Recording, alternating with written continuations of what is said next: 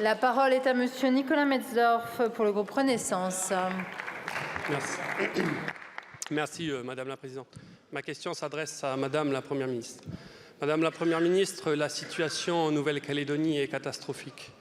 L'incertitude institutionnelle a mené une perte de 10% de notre population depuis 5 ans. Nous perdons 2 points de PIB par an et par habitant depuis cette même période. Nos 3 usines de nickel, les poumons économiques de la Nouvelle-Calédonie, sont en quasi-faillite et les actionnaires comme Eramet ou Glencore ont déjà annoncé qu'ils arrêtaient de financer les différents outils de production. Alors que le panier alimentaire en Nouvelle-Calédonie reste à 80% plus élevé qu'en France métropolitaine. Madame la Première ministre, vous nous avez déjà beaucoup aidés. Vous avez versé une subvention de 33 millions d'euros il y a quelques semaines pour équilibrer les comptes sociaux de la Nouvelle-Calédonie. Mais dans le même temps, vos services mettent une pression énorme sur le gouvernement de la Nouvelle-Calédonie pour que nous augmentions les impôts locaux.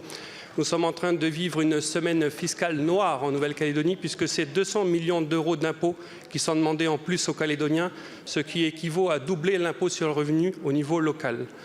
Alors que nous savons, Madame la Première ministre, qu'augmenter les impôts sur une économie malade n'est pas utile et c'est en totale contradiction avec la politique économique qui est menée en France métropolitaine. La solution, Madame la Première ministre, on la connaît tous, c'est enfin d'offrir à la Nouvelle-Calédonie un nouveau statut en réformant la Constitution de manière à pouvoir offrir à la Nouvelle-Calédonie des perspectives durables. Madame la Première ministre, ma question est donc simple. Est-ce que vous vous engagez à réformer la Constitution le plus rapidement possible pour enfin aboutir à un nouveau statut de la Nouvelle-Calédonie ancré dans la France de manière définitive? Je vous remercie. Je vous remercie, mon cher collègue. La parole est à Madame la Première ministre. Merci Madame la Présidente, Mesdames et Messieurs les députés, Monsieur le député Nicolas Metzdorf. Comme vous l'avez rappelé, Monsieur le député, le processus politique prévu par les accords de Nouméa est allé à son terme et les Calédoniens, par 3 fois, ont choisi de demeurer français.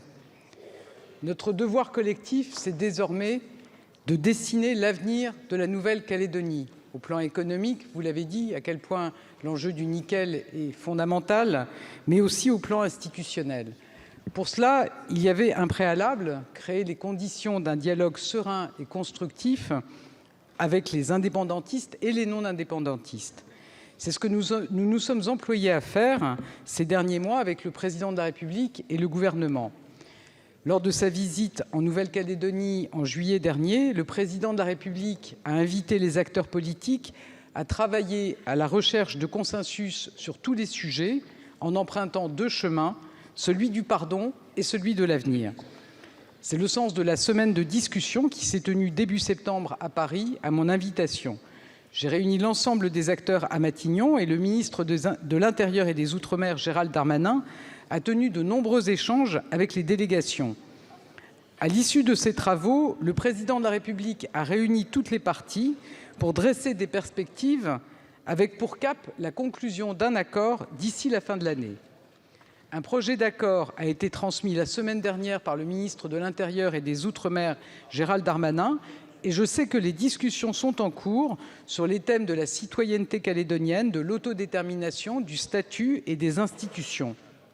Et je vous confirme, le moment venu, le gouvernement présentera en conséquence un projet de révision constitutionnelle.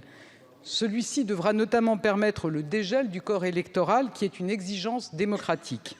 Les Calédoniens seront amenés à approuver le projet d'accord, comme ils l'ont fait pour les accords de Nouméa en 1998. Et une fois l'accord en vigueur, les élections provinciales pourront se tenir. Je connais, Monsieur le député Nicolas Metzdorf, votre mobilisation pour porter la voix et les aspirations des Calédoniens. Notre objectif, c'est de donner des perspectives à tous les Calédoniens, notamment les plus jeunes. Notre objectif, c'est de leur permettre de se projeter et de construire leur avenir en Nouvelle-Calédonie et dans la République. Je vous remercie. Merci beaucoup, Madame la Première ministre. La parole